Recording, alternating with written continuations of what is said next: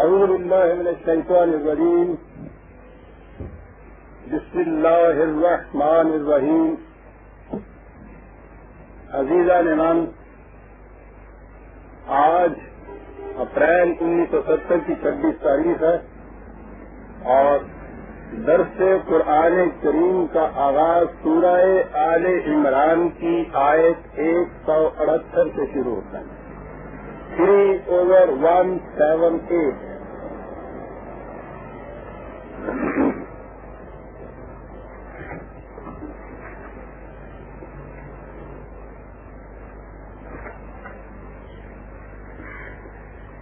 اس جماعت کا ذکر چلا آ رہا ہے جسے نبی اکرم صلی اللہ علیہ وسلم نے تشکیل فرمایا. اس تحریک کا ذکر چلا آ رہا ہے جس میں آخر الامر قرآن کو ایک عملی نظام کی صورت میں قائم اور متشکل کرنا تھا. آہستہ آہستہ بتدریج یہ کارواں اپنے منزل کی طرف چلا جا رہا تھا، بڑھتا ہوا، قدم بڑھاتا ہوا. لیکن جیسا کہ ہر تحریک میں ہوتا ہے، تحریک کی ابتدا میں اس کے اندر ہر قسم کے لوگ شامل ہو جاتے ہیں. اس میں شبہ نہیں کہ اس تحریک میں شامل کیے جانے والے جو تھے ان کی تعلیم ہوتی تھی، تربیت ہوتی تھی. لیکن اس شمولیت سے پہلے اگرچہ وہ وہیں کے رہنے والے تھے، لیکن کسی کے متعلق یہ نہیں کہا جا سکتا تھا کہ وہ کن عزائم کو، کن مقاصد کو لے کر اس میں شامل ہو رہا ہے. مکے کی زندگی میں یہ شکل بہت کم ہوئی، اس لیے کہ وہاں یہ مرحلہ ہی ہنوز تعلیم و تربیت کا تھا. مدنی زندگی میں آ کر اس نے ایک عملی تحریک کی شکل اختیار کی تھی. مملکت کی بنیاد ڈالی گئی، وہ مسلسل مسائل، تکالیف، مشقتوں کا دور تقریباً ختم ہوا. یہ دور ایسا تھا جس میں فصل پکنے والی تھی، اگرچہ اس میں بھی ٹکراؤ بہت ہوا مخالفین کے ساتھ، لیکن ٹکراؤ کے معنی یہ تھے کہ ادھر بھی ایک منظم جماعت وجود میں آ گئی ہوئی تھی. مکے کی زندگی میں ابھی یہ شکل بھی نہیں تھی. مدینے کی زندگی میں آ کر نظر آ رہا تھا کہ اب یہ جماعت ایک مملکت قائم کر رہی ہے، ایک نظام قائم کر رہا ہے. بہت سے لوگ اس کے اندر مختلف قسم کے ارادے لے کر شامل ہو گئے. قرآن کریم نے انہیں منافقین کہہ کر پکارا ہے. وہ لوگ کہ دل میں مقاصد اور ارادے کچھ اور رکھتے تھے، بظاہر ان لوگوں کے اندر انہی میں سے اپنے آپ کو کہہ کر شامل ہو جاتے تھے. اور قرآن کریم نے پھر یہ بتایا ہے کہ مختلف مواقع پہ یہ لوگ کس قدر اذیتوں کا، مصیبتوں کا، تکلیفوں کا موجب بن جاتے تھے. خاص طور پر میدان جنگ میں تو آپ سمجھتے ہیں، فوج کے اندر اگر 2-4 آدمی بھی ایسے شامل ہو جائیں جن کے عزائم کچھ اور ہوں اور وہ وہاں وسوسہ انگیزیوں سے، بددلی پھیلانے کے مختلف طریقے اختیار کرنے سے، شکایات سے، نزاعات سے، جھگڑے کھڑے کرنے سے، جماعت کی وحدت میں اختلاف پیدا کرنے کے غرض سے بدنیت آدمی 1000 قسم کی خرابیاں پیدا کر سکتا ہے. یہ لوگ بھی ایسا کرتے تھے، یہ لوگ ان میں شامل تھے. اب اس کی ایک شکل تو یہ تھی، یہ ہو سکتی تھی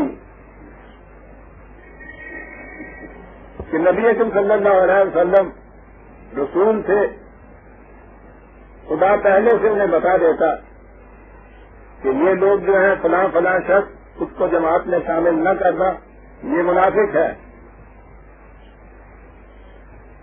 یہ شکل جسے آپ ما فوق الفطرت کوئی طریقہ کہیں گے، یہ اختیار ہی نہیں کیا گیا تھا، اور یہ بڑی عظیم چیز ہے، اس لیے کہ نبی اکرم صلی اللہ علیہ وسلم جو کچھ کر کے دکھا رہے تھے اسے عام انسانوں کے لیے ایک نمونہ بننا تھا۔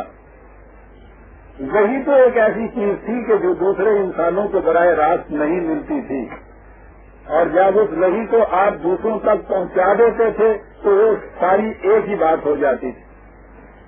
وحی پہنچانے کے بعد انا بشر مثلکم کی کیفیت تھی، اور یہ بہت عظیم حقیقت ہے جو قرآن کہا جاتا ہے انا بشر مثلکم۔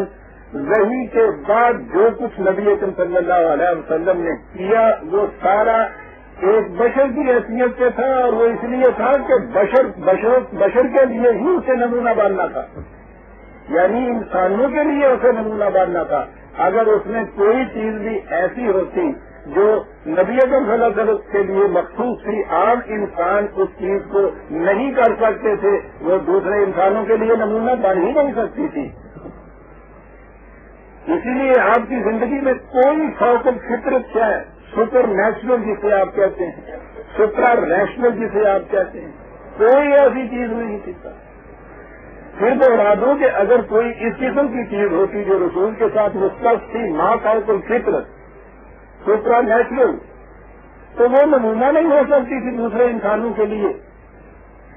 ہمیں تو وہ چیز میسر نہیں تھی، تو ہمارے لیے وہ نمونہ کیسے بنتی؟ ہم کہہ سکتے کہ صاحب رسول اللہ نے تو یہ کچھ کیا اس لیے کہ آپ کو تو اس طرح سے ایک ما فوق الفطرت قوت حاصل تھی، خدا نے اپنے طور پر یہ کر دیا، اب ہمیں تو وہ حاصل نہیں ہے، اس لیے اس بات میں رسول اللہ کی سیرت ہمارے لیے اسوہ کیسے بن سکتی ہے، ماڈل کیسے بن سکتی ہے؟ وہ ہمارے لیے ماڈل بننے کے لیے یہ ضروری ہے کہ جو کچھ حضور نے کیا ہے وہ دوسرے انسان بھی کر سکیں، بشرطے کہ وہ اس پروگرام کو فالو کریں، اپنے اندر وہ سیرت پیدا کریں، وہ خصوصیات پیدا کریں، وہ کیریکٹر کی بلندی پیدا ہو جائے، وہ تدبر ہو، وہ بصیرت ہو۔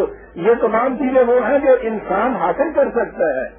یہ وہ نہیں ہے کہ کسی ایک انسان کو خدا کی طرف سے ملی یا باقی انسان اس سے معروم ہوتے ہیں، دوسرے انسان وہ کچھ کر ہی نہیں سکتے ہیں۔ یہ بڑی بنیادی حقیقت جسے ذہن میں رکھیے گا کہ حضور کی سیرت یا جو کچھ آپ نے کر کے دکھایا تھا وہ ہمارے لیے ماڈل یا اس میں اسی صورت میں بن سکتی ہے کہ ہم بھی وہ کچھ دکھا سکنے کے قابل ہوں، ورنہ آپ کی سیرت آپ نے جو کچھ کر کے دکھایا تھا وہ ہمارے لیے ماڈل یا اسوہ نہیں ہو سکتا۔ یہ وجہ ہے قرآن کریم نے یہ بات ہمارے قیاس سے نہیں چھوڑی، اور اہم امور دین کے جو ہے وہ قیاسات پر چھوڑتا ہی نہیں ہے، ان کی وضاحت خود کر دیتا ہے۔ 47/29 اور 31 47/29 47/29